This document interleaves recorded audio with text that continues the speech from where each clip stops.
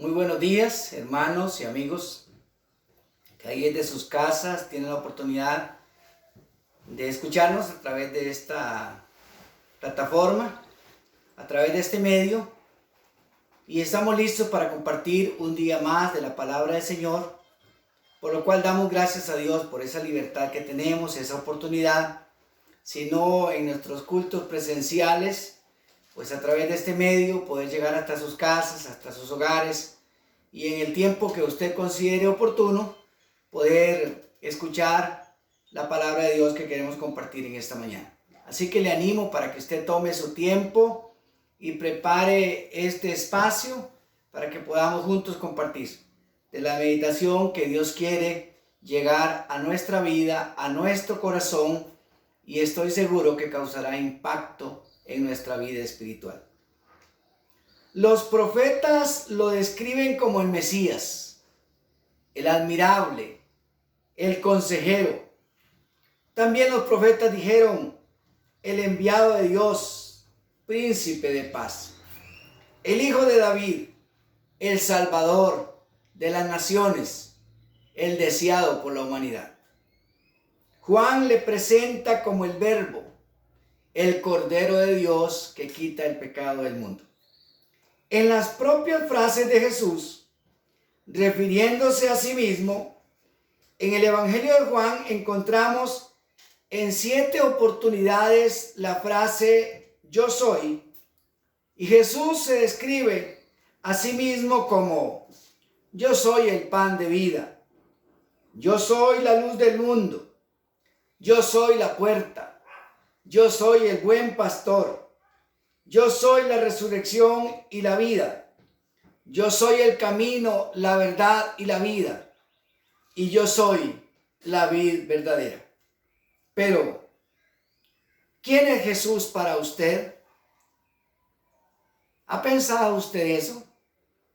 Como dije antes, los profetas lo describieron, Juan lo describe, y Jesús de sí mismo dice el yo soy en 7 ocasiones. Pero ¿quién es Jesús para usted? ¿Quién es Jesús para nosotros? Ese es el tema que vamos a compartir en esta mañana. ¿Quién es Jesucristo para nosotros?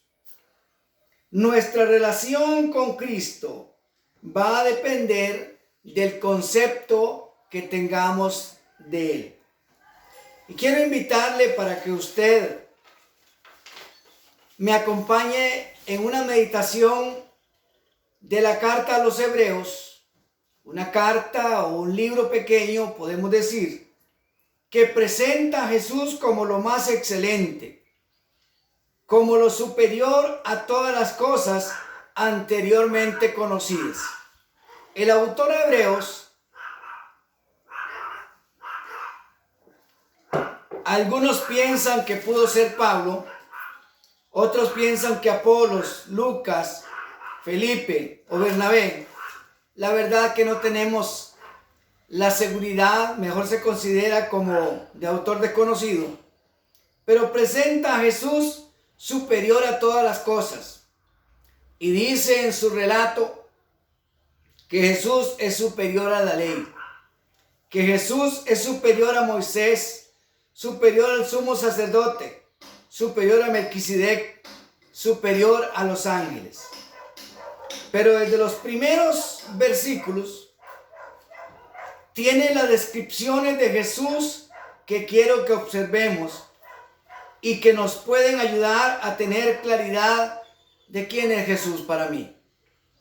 Y partiendo de ahí, disfrutar de una mejor relación con Él y de sus beneficios para nosotros. Quiero invitarle a que usted abra su Biblia, como ya usted lo sabrá, en la carta a los Hebreos, en el capítulo 1, y vamos a leer ahí los primeros 4 versículos. Hebreos capítulo 1, del versículo 1 al versículo 4, y dice así: Dios, habiendo hablado muchas veces y de muchas maneras en otro tiempo a los padres por los profetas, en estos días, en estos postreros días, nos ha hablado por su Hijo, a quien constituyó heredero de todo y por quien asimismo hizo el universo, el cual, siendo el resplandor de su gloria y la imagen misma de su sustancia, y quien sustenta todas las cosas con la palabra de su poder,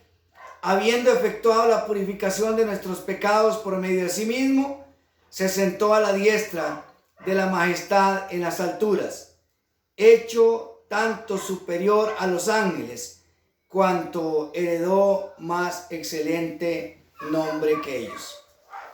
Vamos a descubrir 5 características de Jesús y de su divinidad. Lo primero que encontramos en el texto es Jesús, el medio utilizado por Dios para hablar a la humanidad.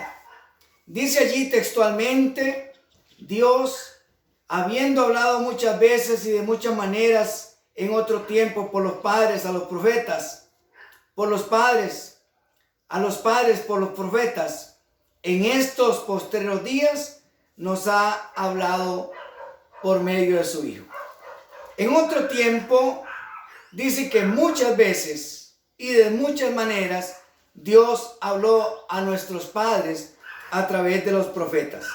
Por medio de Moisés, podemos recordar, Dios habló a Moisés a través de una zarza y trajo un mensaje a través de Moisés para todo el pueblo hebreo cuando iba a salir de la cautividad de la tierra de Egipto en la que se encontraban.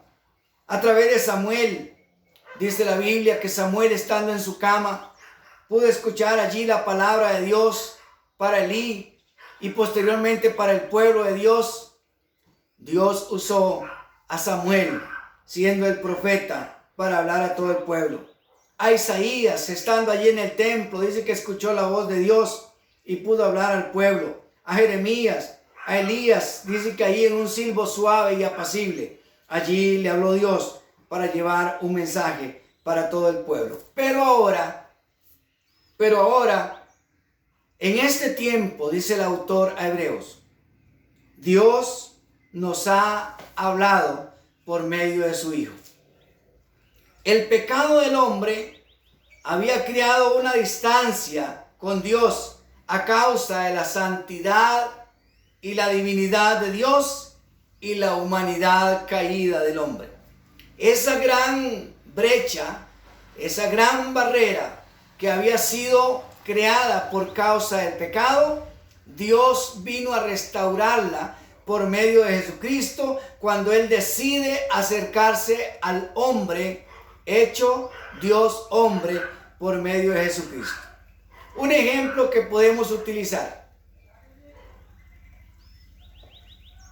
si una persona muy elegantemente vestida, en un carro muy elegante, llega a un barrio donde hay un grupo de niños de una condición humilde y de vestido sencillo, jugando con las piedras y el polvo de la calle.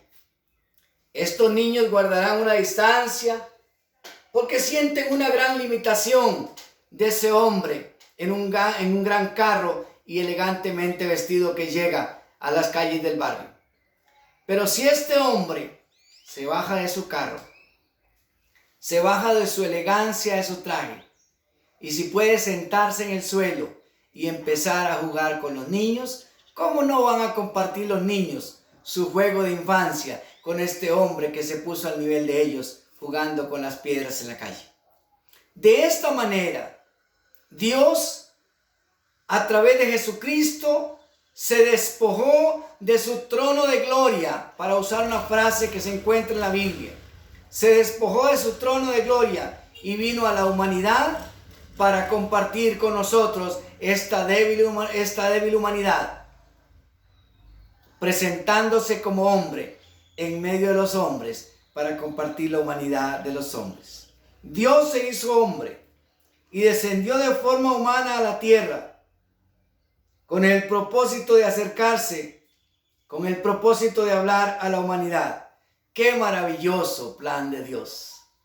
Dios nos ha hablado por medio de Jesucristo. La segunda cosa que quiero mencionar es Jesús, la razón de la creación. El versículo 2, hablando de Jesucristo, dice: a quien constituyó heredero de todo y por quien asimismo hizo el universo. Encontramos Jesús, la razón de la creación. Y cuando Pablo escribe a los Corintios, en su primera carta de Pablo a los Corintios, ahora en el capítulo 8 y en el versículo 6, dice de la siguiente manera.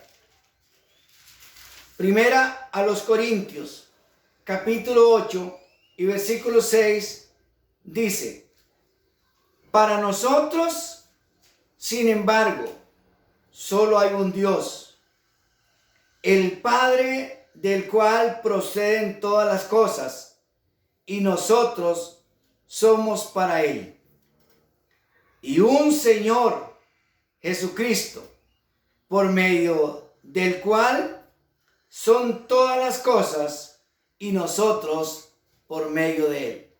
Este texto de Pablo afirma de que hay un solo Dios y un solo Jesucristo, Señor de todas las cosas, y nosotros mismos procedemos de Él. Y si vamos a Colosenses, hermanos, la carta que Pablo escribe a los Colosenses, en el capítulo 1 y en el versículo 15, dice, hablando de Jesucristo: Él es la imagen del Dios invisible, el primogénito de toda la creación, porque en Él fueron creadas todas las cosas, las que hay en los cielos y las que hay en la tierra, visibles e invisibles, sean tronos, sean dominios, sean principados, sean potestades. Todo fue creado por medio de Él y para Él. Y Él es antes de todas las cosas, y todas las cosas en Él subsisten. Gloria al Señor. Gloria al Señor. Un texto como este reafirma la divinidad plena de Jesús. Dice que en Él fueron creadas todas las cosas, y todas las cosas por Él subsisten. Dice que Él es la imagen del Dios invisible, el primogénito de toda la creación. El Dios invisible, ese Dios que por su santidad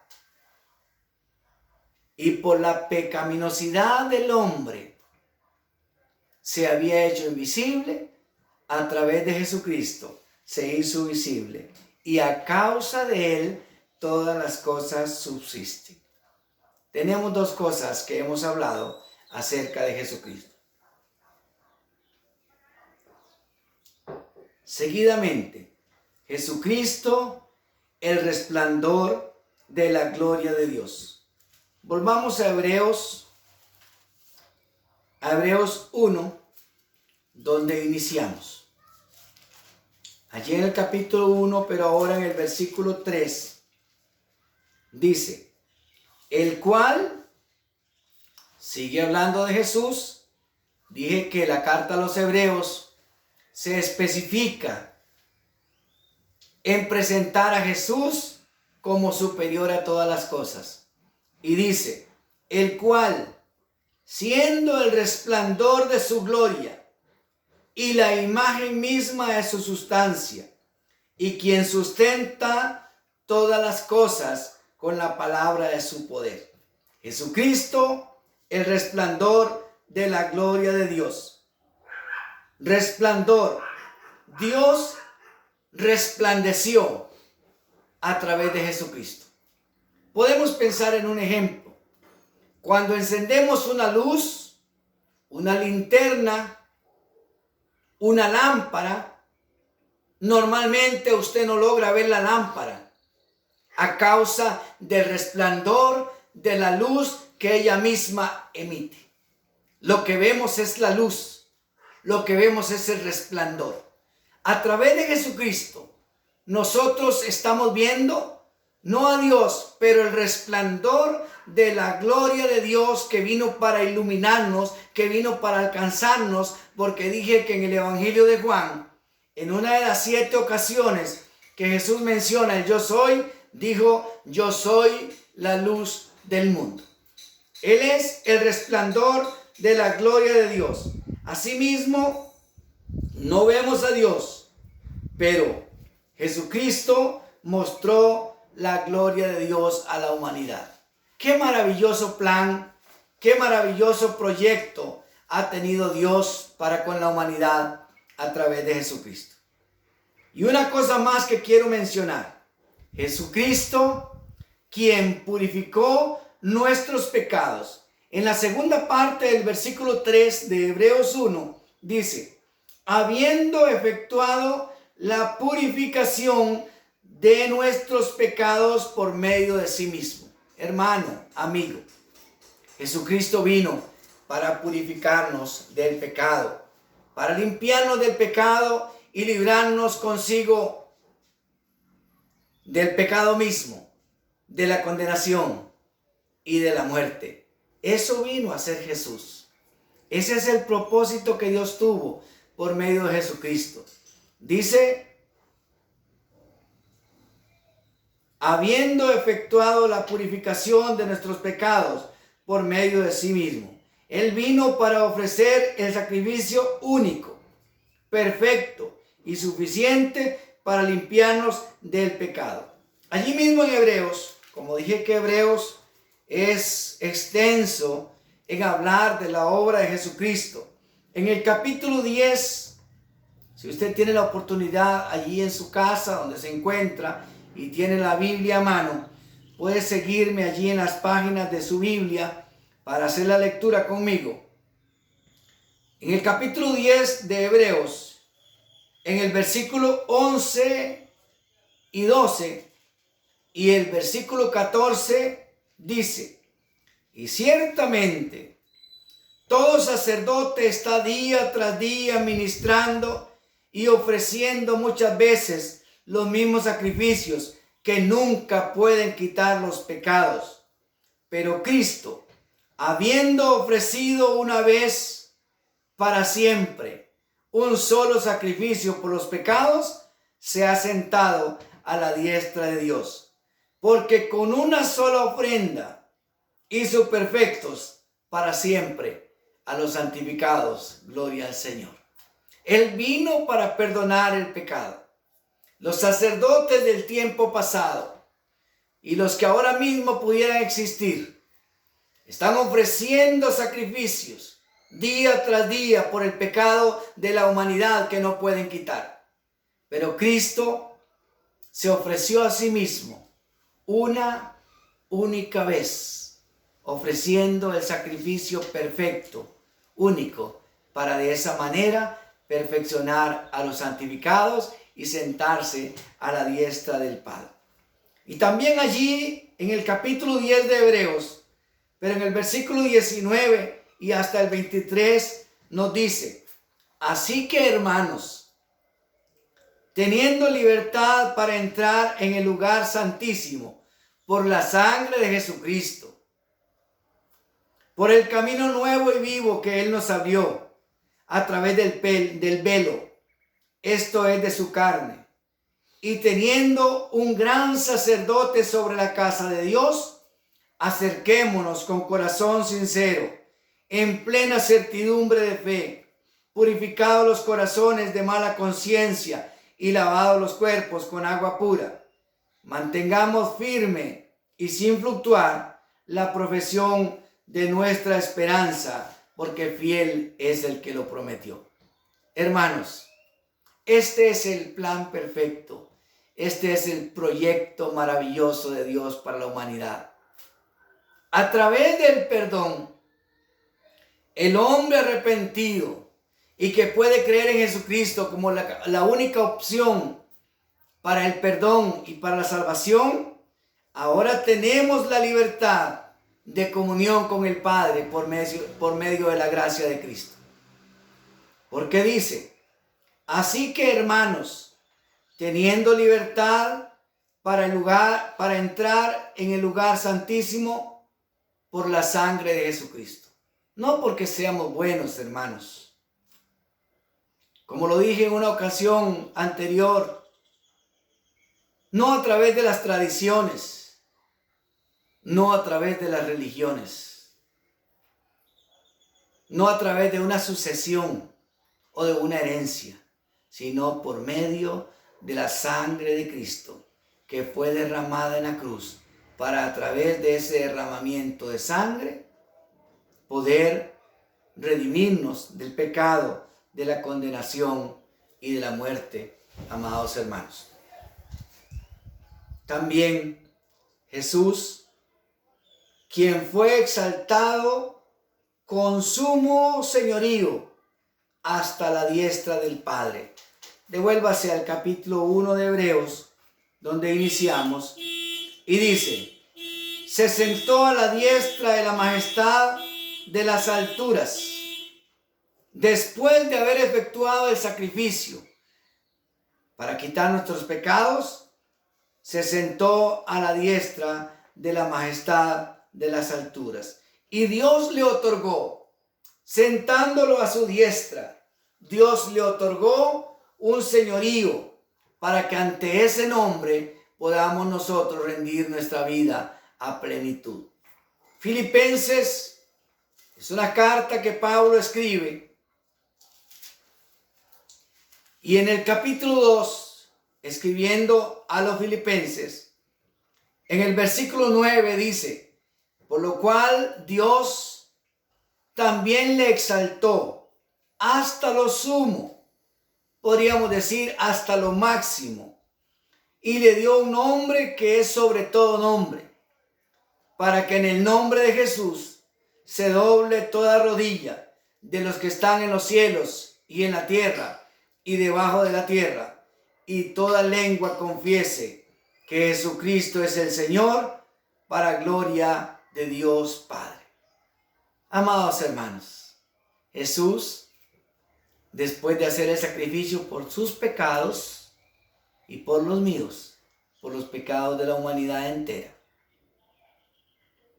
murió, resucitó y fue al cielo después de andar 40 días con sus discípulos. Después de haber muerto y haber resucitado, fue al cielo y está sentado a la diestra del Padre, donde ahí se le dio un nombre que es sobre todo nombre, para que ante ese nombre toda rodilla se doble y toda lengua confiese que Él es el Señor, para gloria de Dios Padre. Dios le otorgó todo el señorío en su exaltación. Pero algo más sucede, hermanos y amigos, con Jesucristo allí exaltado, Jesucristo glorificado. Algo más sucede, y es que desde ahí intercede por nosotros. Volviendo a Hebreos, que es una carta o un libro rico en el contenido para poner en claro quién es Jesús.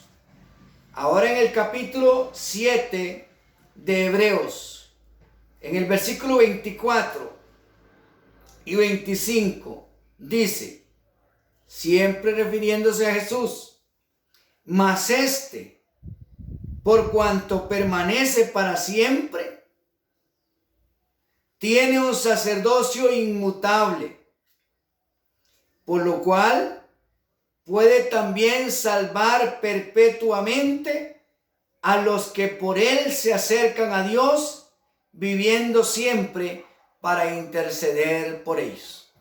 Este capítulo 7 habla de la gran diferencia que existe entre los sacerdotes del Antiguo Testamento, entre la gran diferencia que existe entre un sacerdote como Melquisedec y los sacerdotes tradicionales, que por su muerte llegaban al final de su trayectoria sacerdotal. Y ahora dice de Jesús: mas este, por cuanto permanece para siempre, tiene un sacerdocio inmutable, un sacerdocio que no va a ser nublado, un sacerdocio inmutable, por lo cual puede también salvar perpetuamente a los que por él se acercan a Dios, viviendo siempre para interceder por ellos.